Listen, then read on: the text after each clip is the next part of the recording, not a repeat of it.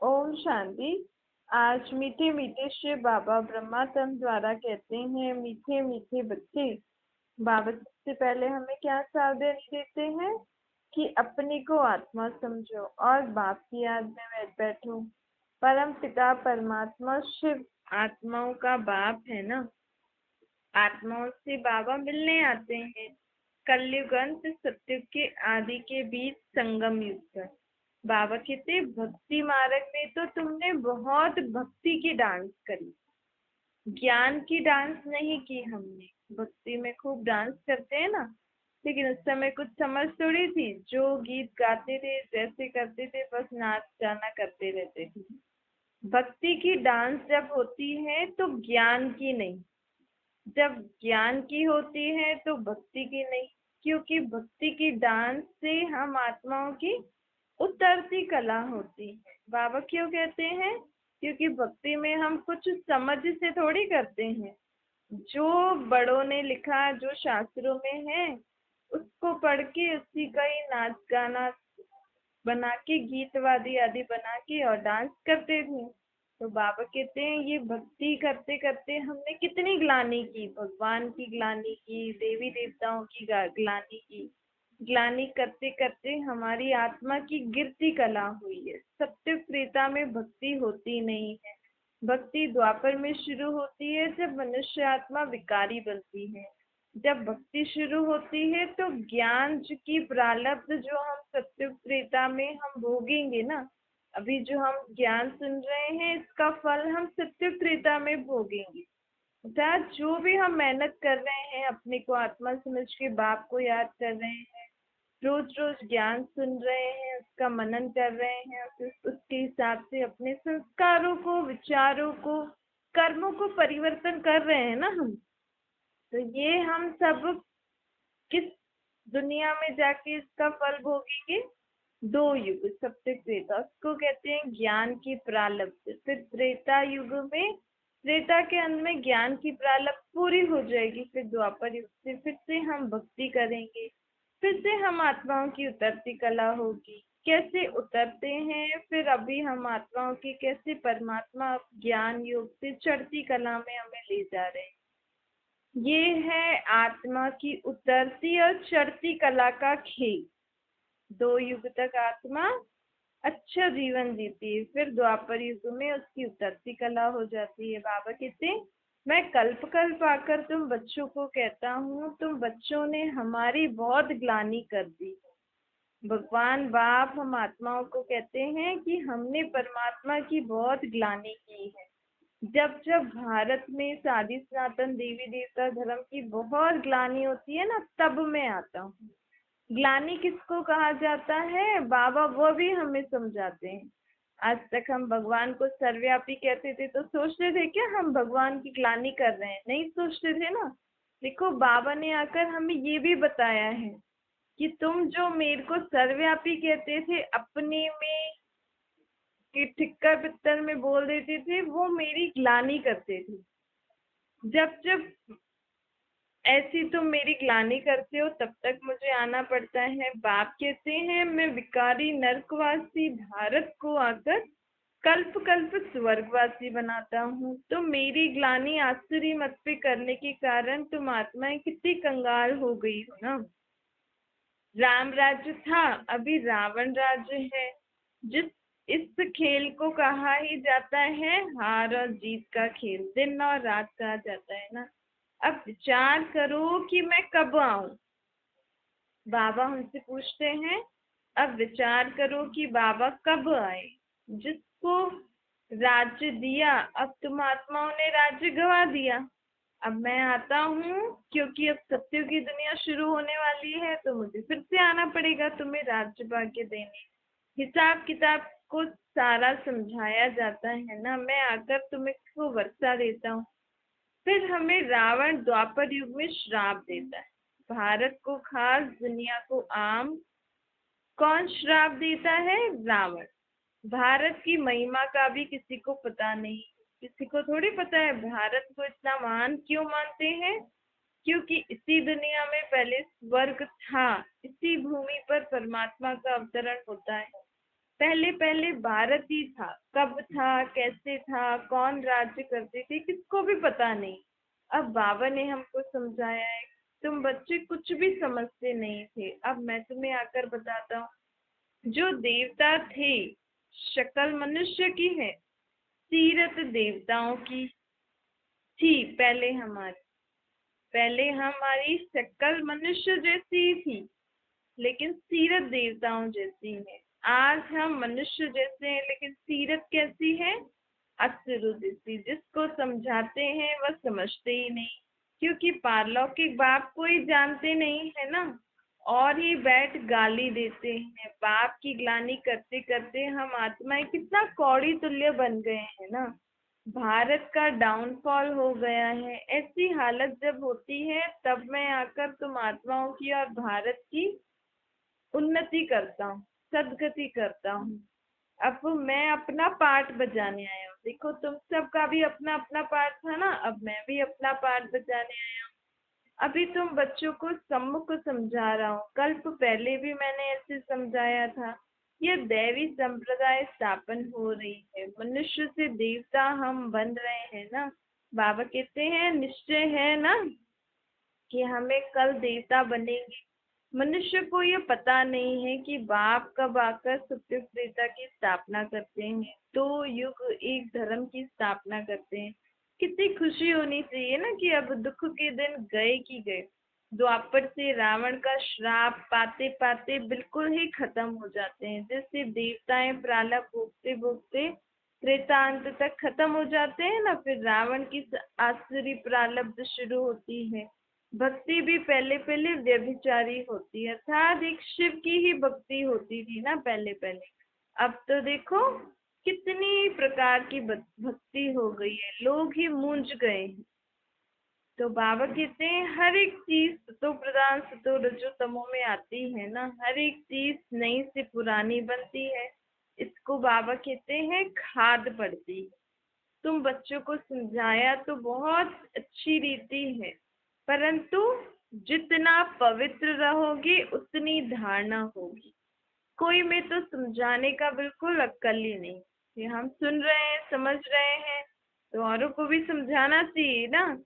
बच्चे, बाबा कहते हैं, बच्चे ज्ञान जो सुनते हो उसको मनन करो, समझो। जब हम खुद समझेंगे, खुद को बातें ठीक लगेंगी, तो औरों को भी सुनाएंगे ना।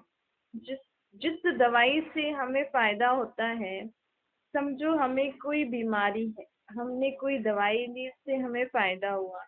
कल को वही बीमारी किसी को हो गई, उन्होंने हमसे राय पूछी, तो हम उनको बहुत अच्छे से बता सकेंगे ना, भाई इस दवाई को ऐसे ऐसे लेना, इस समय पे लेना, तो आपको बहुत अच्छा फायदा है।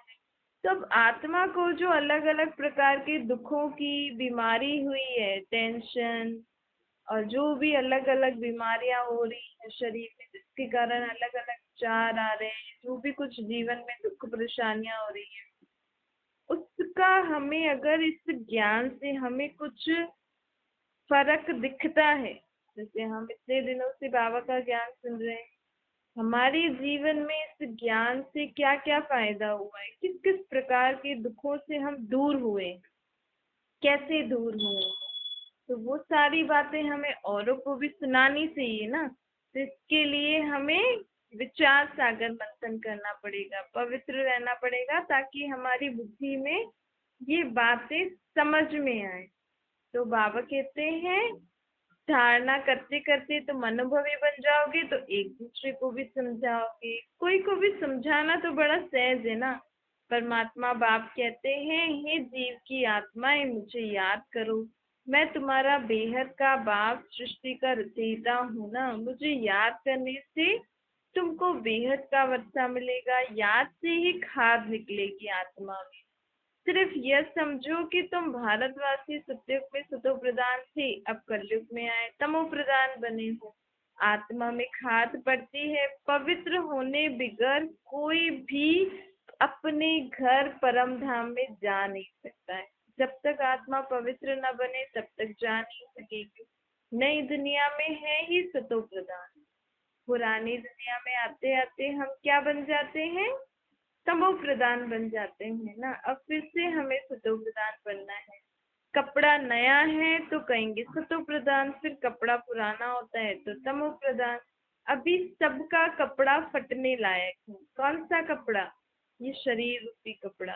सब जर्जरीभूत अवस्था को पाए हुए हैं। तो विश्व के मालिक थे जो, वह बिल्कुल गरीब बन गए हैं, फिर उनको ही साहूकार बनाना है।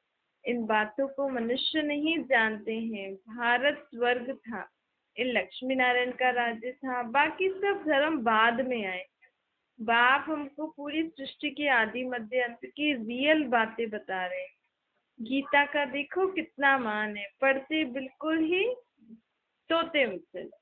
गीता ज्ञान जो पढ़ते हैं, अगर उस बात को एक एक अच्छी रीति समझ के धारण करें तो आज इस दुनिया में स्वर्ग हो जाता है।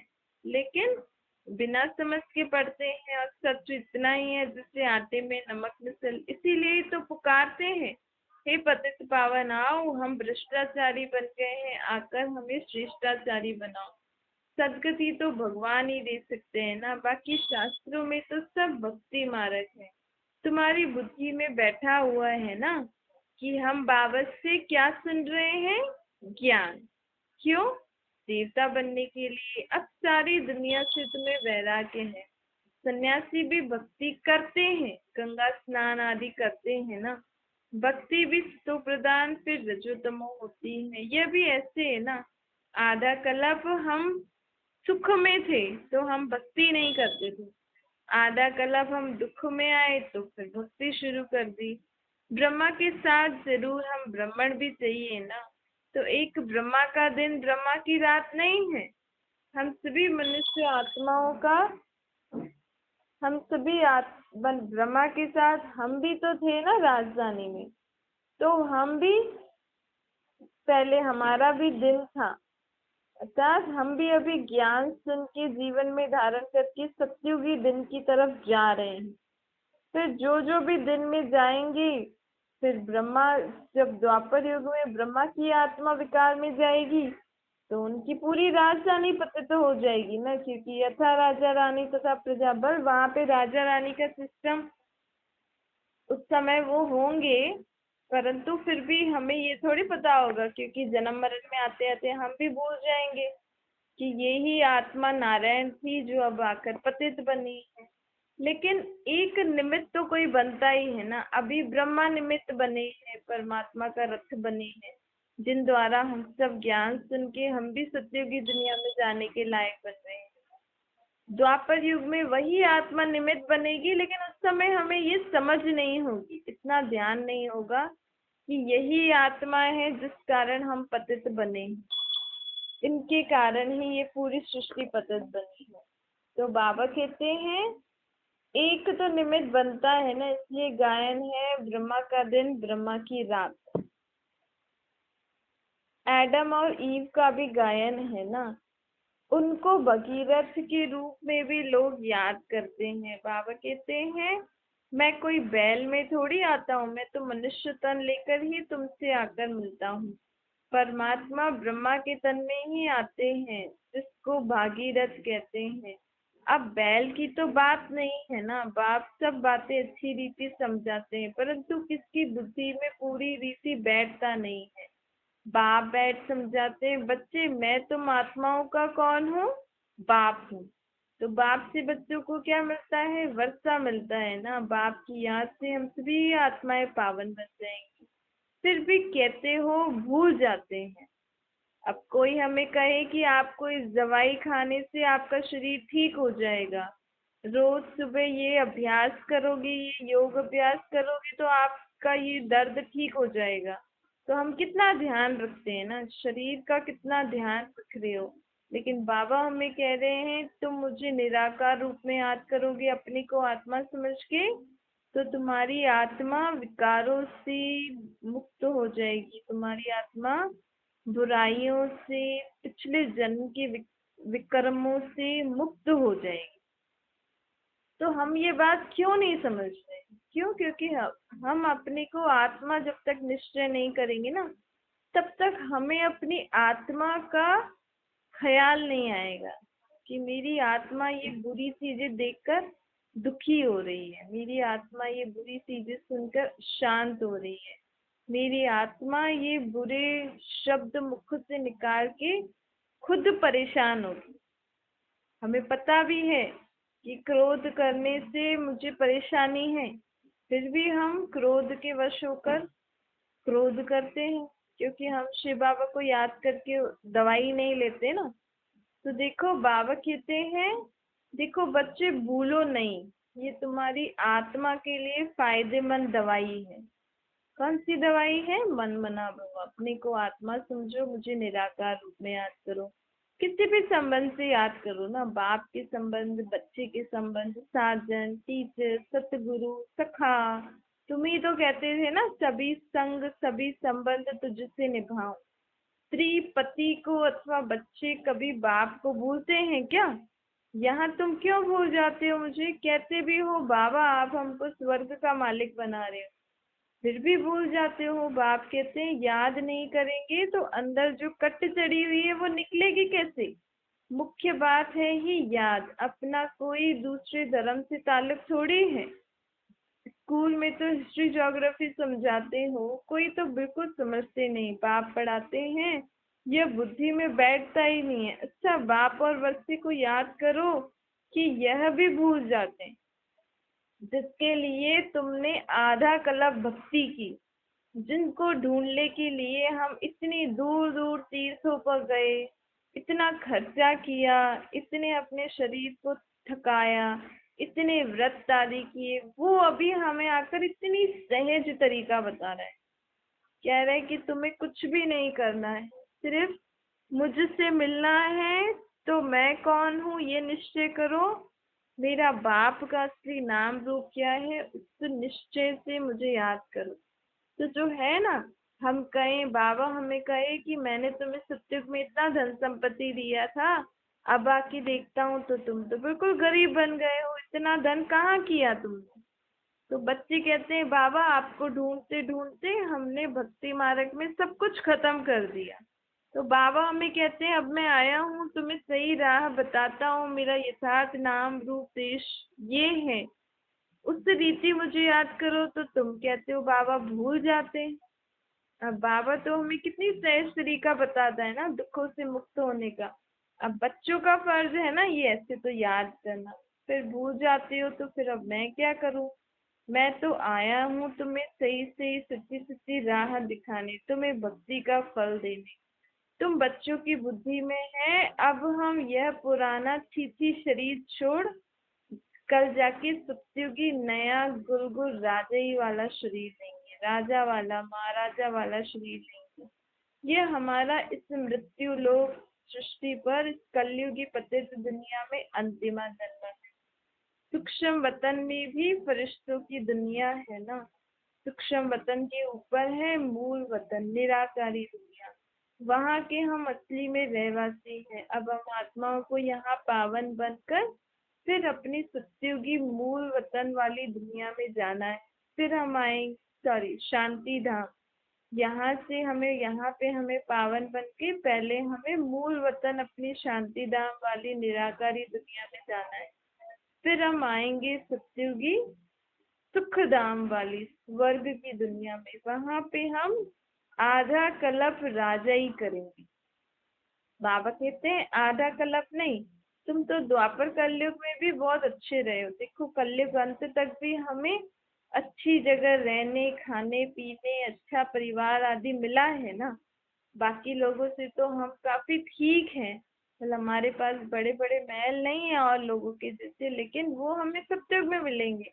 अभी तो हम फिर भी औरों से तो ठीक है ना, बाबा के परमात्मा के साथ तो हैं। अब हमें घड़ी घड़ी ये याद करना है कि अभी हम सत्युगी सुख की दुनिया में गए की गई, सत्युग के बाद त्रेता आएगा, फिर द्वापर, फिर कलयुग। ज्ञान की बातें तो यही है। इसी चक्कर को घुमाते घुमाते यही स्मृति करते करते अपने सारे दुखों से हम मुक्त हो जाएंगे कि मैं ही आत्मा सुख का पाठ बचा के, अब मैंने दुख का पाठ बचा के पूरा किया, अब मुझे फिर से सुख का पाठ बजाने के लिए बाबा तैयार कर रहे हैं, पुनर्जन्म लेते रहना है।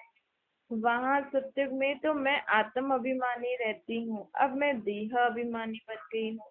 अब फिर से बाबा मुझे आत्म अभिमानी बनने के लिए ज्ञान सुना रहे हैं। अब मैं ब्रह्मा के मुख से ज्ञान सुन ब्राह्मण बनी हूँ, क्योंकि मैंने पवित्रता की प्रतिज्ञा करी है ना। अभी मैं ज्ञान ज्ञानेश्वरी हूँ, कल मैं राज राजेश्वरी बनूंगी। ज्ञान के सागर बाप द्वारा मैं ज्ञान सुन अपने को राज राजेश्वरी बनाने के लायक बन रही हूँ। हम हैं ब्राह्मण संप्रदाय। देखो, हम पुरुषार्थ कर सर्वगुण संपन्न 16 कला संपूर्ण संपूर्ण निर्विकारी अहिंसक मर्यादा पुरुषोत्तम बन रहे हैं ना। संपूर्ण निर्विकारी ग्रस्त व्यवहार में रहते भी तुम बाप को याद करो। कर्म तो करना ही है, पर बुद्धि का योग किसके साथ होना चाहिए? एक बाप के साथ। कर्म भर करो, बाबा कहते हैं कर्म भर करो, परंतु बाप को याद करो। राजे कर अपनी सर्व कर्मेंद्रिय मन बुद्धि पर भी राज्य प्राप्त करना है ना। शिव बाबा कहते हैं सिर्फ शिव कहने से क्या याद आता है? लिंग याद आता है ना। और सबके शरीर का नाम रखा जाता है, पाठ शरीर द्वारा ही तो बजाया जाता है। शिव बाबा का कोई शरीर ही नहीं, इसलिए उनका कोई सृष्टि पर पाठ ही नहीं है। हमारे जैसा पाठ नहीं, उनका दिव्य अलौकिक रूप से पाठ बजता है ना। अभी वह हमको आत्म अभिमानी बनाते हैं।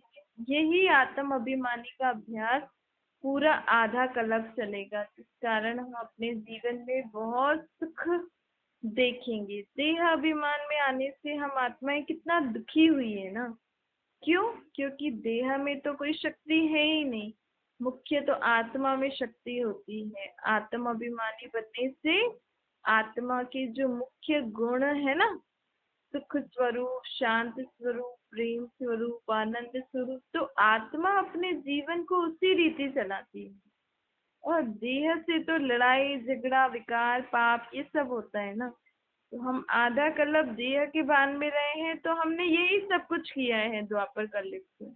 अब हम आधा कल्प अपनी आत्मिक स्थिति में रहकर जीवन जिएंगे, तो हमारे जीवन में क्या होगा? सुख, शांति, प्रेम, आनंद, पवित्रता, शक्तियाँ। बाबा कहते हैं, इसलिए बाबा घड़ी घड़ी कहते हैं अपने को आत्मा समझो, मुझे याद करो, तो तुम्हारी आत्मा फिर से शक्तिशाली, गुणवान, ज्ञानी बन जाए।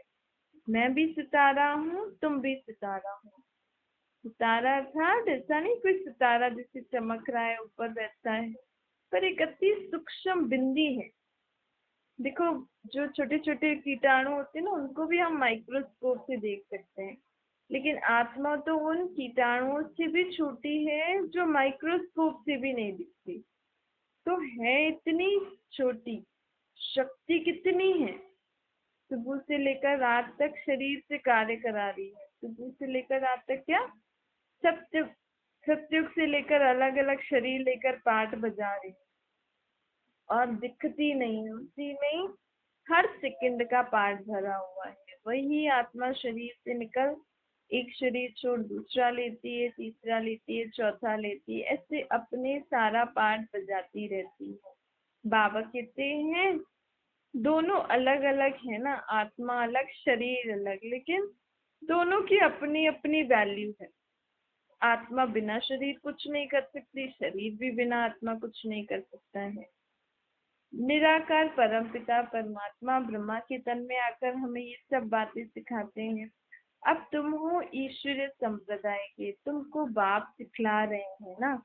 सत्युग में कोई बाबा थोड़ी आके हमें सिखलाएंगे। भक्ति मार्ग की सामग्री अब इस दुनिया के खत्म होने पे खत्म हो जाएगी, क्योंकि सत्युग त्रेता में हमें कोई प्रकार की भक्ति मार्ग की सामग्री नहीं चाहिए होगी।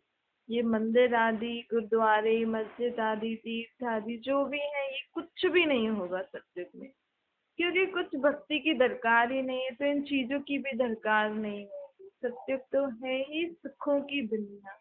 तो बाबा कहते हैं इस देह, देह के संबंधी, देह के पदार्थ, देह की वस्तु, सबसे अब ममत्व तोड़ो, बुद्धि से मोह निकालो।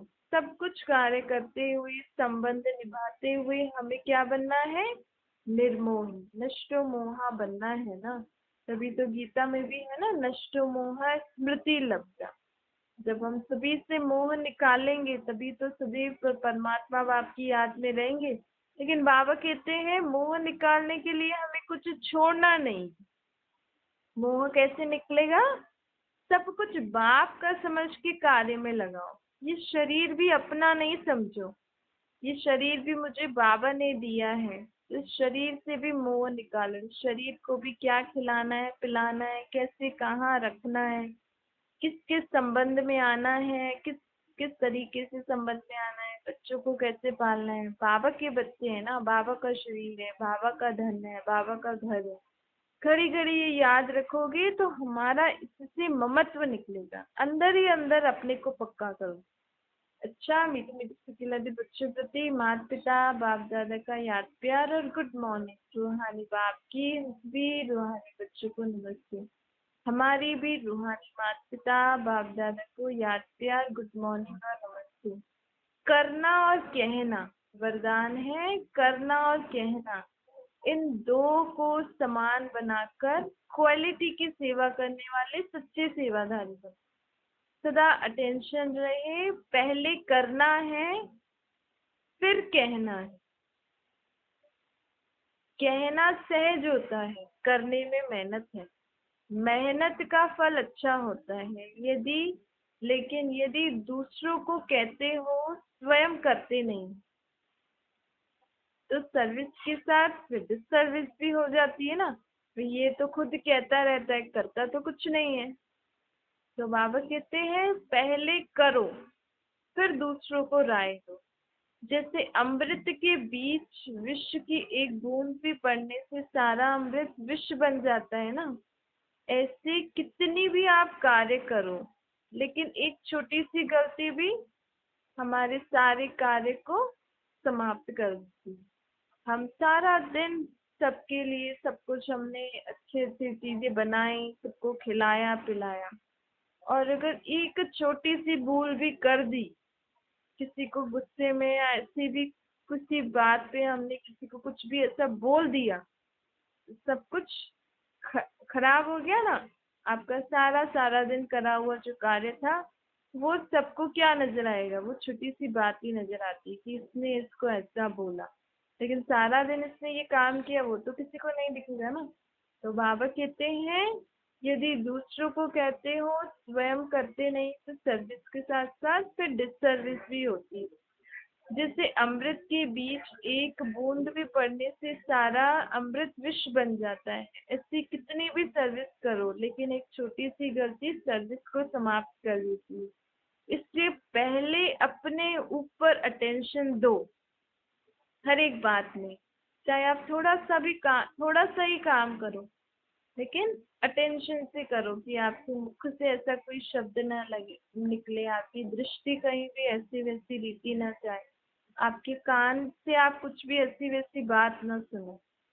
बाबा की याद में रहकर कर्म करते रहो, तब आप सच्चे सेवाधारी कहलाओगे। स्लोगन है अनेकता में एकता लाना, बिगड़ी को बनाना, ये सबसे बड़ी विशेषता है।